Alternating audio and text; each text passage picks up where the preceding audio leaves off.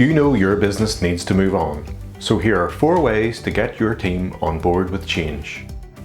Firstly, listen to individuals and give them power to make change happen, and a voice in deciding what new systems and processes are needed. Secondly, collaborate across departments to build people's understanding of the entire customer journey, so they can see how their actions impact others.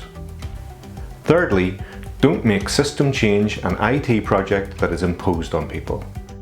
Systems drive your business process, so empower key people across the business to define requirements, choose the best system, and then implement it in stages. Finally, lead from the front.